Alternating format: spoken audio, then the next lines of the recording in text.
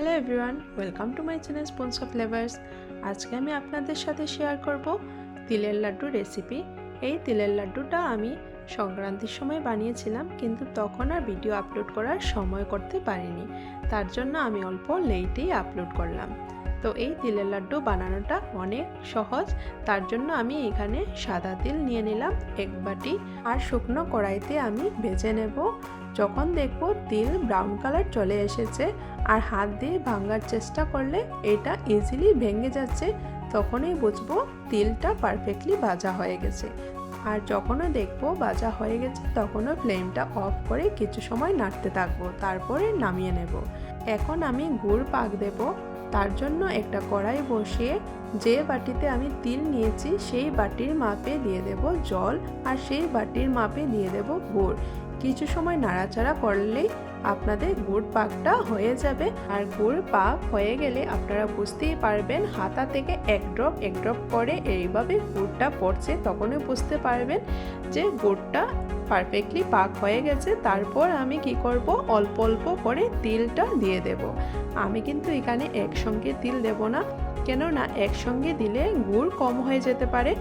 তার জন্য আমি ভাজা তিলটা অল্প আলাদা করে রেখে দিয়েছি। যখনও দেখেছি গুড় অল্প বেশি লাগছে তখনই আমি ভাজা তিলটা দিয়ে নাড়তে থাকবো। এখন কিন্তু ফ্লেমটা অফ করে রেখে দেব, আর সাইডের থেকে কেচে সব তিলগুলো একসঙ্গে করে নেব।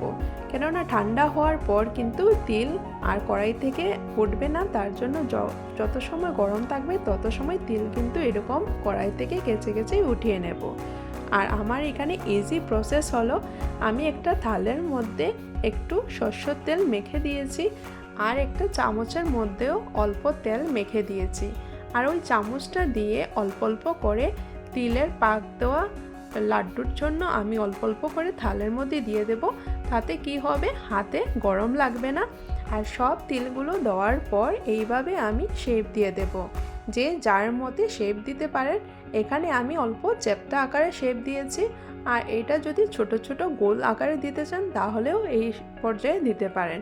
আমি আগে একদমই লাড্ডু বানাতে পারতাম না, কেননা হাতের তালুতে এই গরম লাগার পর আমার অসম্ভব জ্বালা করত। আর অল্প অল্প জল দিয়ে আমি লাড্ডুগুলো বানাতাম, তাতে লাড্ডুগুলো কিন্তু ড্যাম্প হয়ে যেত। তারপর থেকে যখন এই প্রসেসে আমি লাড্ডুগুলো বানাই তখন আমার হাতেও গরম লাগে না, আর লাড্ডুগুলো কিন্তু অনেক ক্রিস্পি হয়। আর আমার ইজি প্রসেসে লাড্ডু বানানো যদি আপনাদের ভালো লেগে থাকে তাহলে প্লিজ লাইক শেয়ার করে আমার পাশে থাকবেন। আর ভিডিওটি সম্পূর্ণ দেখার জন্য ধন্যবাদ।